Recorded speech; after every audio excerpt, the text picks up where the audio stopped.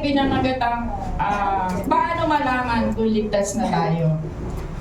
So, amen po. So, ang kaligtasan po ay di lamang nababase sa mga mabubuting gawa. Di tulad po ng mga sinasabi ng mga karamihan na itong tao na to ay ligtas na pagkat ay napakarami ng nagawang mabuti, walang tinatapakang tao, kumbaga wala siyang mga naargabyado. So, sa pananaw nila, ligtas na sila. Pero sa ng Biblia, marami pong paliwanag kung paano malaman kung ligtas na tayo. So, basahin po natin sa 1 John 5:13.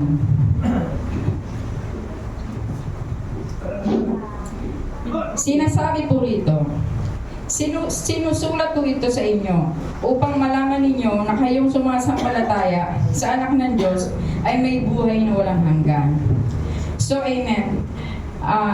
So kung ikaw ay tunay na sumasampalataya at naniniwala sa Diyos na siya ang ating tunay na tagapagligtas, ito ay isa sa mga senyales na tayo ay maliligtas na. At kung kasunod nito, at kung tayo ay naniniwala at sumasampalataya na sa ating Panginoon, dapat po tayo makitaan ng pagbabago sa ating buhay at sa ating pagkatao.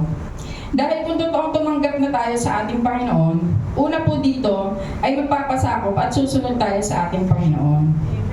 At sa ating pagpapasakop, dito po kikilos ang Diyos upang tayo ay lubos na mabago. So mababasa din po natin ito sa 2 Corinto 5:17.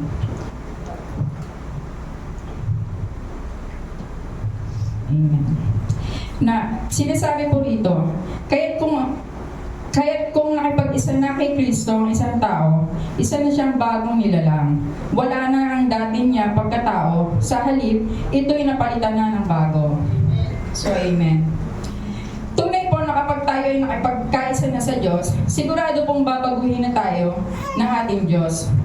At ang lahat natin marurumi natin pagkatao noon ay mapapalitan niya ng bagong pagkatao. Alam ko po na ang bawat isa sa atin na tunay na tumanggap sa Kanya ay lubos na binago na ng ating Panginoon. At alam ko rin na ang bawat isa sa atin ay may kanya-kanya patotoo kung paano tayo binago ng Diyos. Ngunit dahil po tayo ay nasa mundo pa rin makasalanan, hindi po natin maiwasan na kung minsan ay nagkakasala pa rin tayo. Ang kagandahan lang po sa atin na kapag tayo ay nagkakasala, ay may banal na espiritu agad na namamagitan sa atin upang tayo ay makonsensya sa ating mga maling ginagawa. So, isa rin po ito sa mga senyales na tayo ay ligtas na kapag may banal na espiritu na namamagitan sa atin tuwing nakakagawa tayo ng pagkakamali. So, naalala ko po dito ang aking kapatid na sinasabi niya po na siya ay nakatanggap na sa ating Panginoon. Ngunit di naman po siya nakikitaan ng pagbabago sa kanyang buhay. Bagkus ay parang lumala pa po siya dahil parang nangahamak na po siya ng kapwa niya mananampalataya. At dumating po sa punto na siya ay nagkasalang muli sa kanyang asawa. At may tinanong po siyang pastor dito na hindi ko na lang po papangalanan kasi baka syempre may mali sa side niya or ano. Sabi po ng kapatid ko, Pastor, meron po bang kapatawaran pa kung ako'y magkamali muli? Kasi nakatanggap na siya eh. Kumbaga nagpabaptize na siya. So ang sagot ng pastor sa kanya ay wala nang kapatawaran. Kumbaga hanggang sa 4th generation ng kanyang buhay o kanyang angkan ay mapaparusahan. Which is totoo rin naman po at may punto rin naman po ang pastor na to na kapag ikay nagkasala ay kumbaga may part sa Bible na gano'n na wala nang kapatawaran. Ngunit dapat ito ay bilang pastor, pinapaliwanag ng mabuti pagkat pwede siya makapahamak ng mananampalataya eh. Kasi ang mangyayari niyan, pag sinabi niya wala ng pag-asa, parang itutuloy na lang ng tao na yun kung ano yung mga ginagawa niya, di ba? Kung ano yung mga kasamaan. Pero dapat, bilang pastor, meron din siyang paliwanag na ibinibigay sa kapwa niya, mananampalataya o sa member niya. Kasi pwede siyang makapahamak na. So dito po natin basahin sa Ezekiel 33:12-16.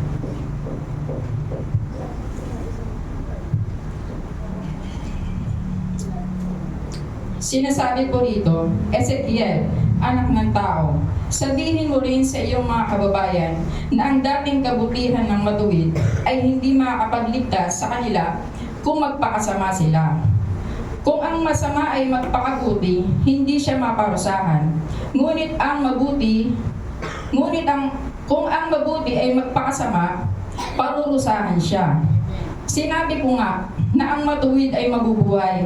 Subalit kung magtitiwala siya sa kanyang kabutihan at nagpakasama, mawawala ng kabuluhan ang kanyang kabutihan.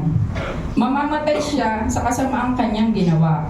Tungkol sa masama, sinabi kong siya ay mamamatay. Gayunman, kung talikuran niya ang kasamahan at nagbagong buhay, tumupad sa kanyang mga pangako, sinoli ang kanyang mga hinakaw, sumunod sa mga tuntunin ng buhay, at hindi na gumawa ng anumang kasamaan, siya ay mabubuhay.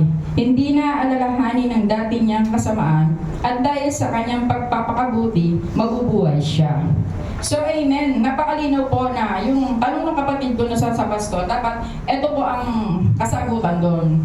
So, hindi dapat yung parang tinuldukan naman na yung isang tao na wala na. Kumbaga, wala nang kapatawaran yung ginawa mo, gano'n. So, ang mangyayari nun, napapahamak yung nagtanong. So, malinaw po sinasabi dito na kung ikaw ay nagkasala man at lubos na nagsisi sa mga nagawang mali at tinalikuran ng lahat ng kasamaan, ay mabubuhay at hindi na alalahanin pa ang dati niyang kasamaan. Sa kaso po ng kapatid ko, naniwala po kasi siya sa turo ng pastor. Maging sa pastor nila na kapag nakakilala siya sa ating Panginoon, ay hindi na mawawala ang kaligtasan. Which is totoo din naman po ito. Para po ito sa mga tunay na tumanggap talaga.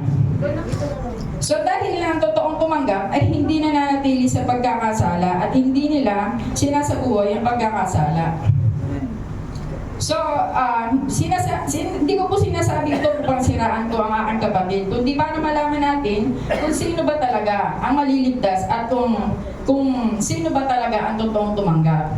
So, sa isang banda, hindi ko po ginajudge ang aking kapatid pagkat wala po akong karapatan na mag-judge ng tao at maging isa man sa atin ay wala pong karapatan mag-judge ng kapwa nating mananampalataya na nagkakasala. Kasi tanging ang Panginoon lang ang nakakaalam sa bandang huli sa tamang panahon kung sino maliligtas sa atin. So, yun lamang po ang nagsimensahe ng ating Panginoon. To God be all the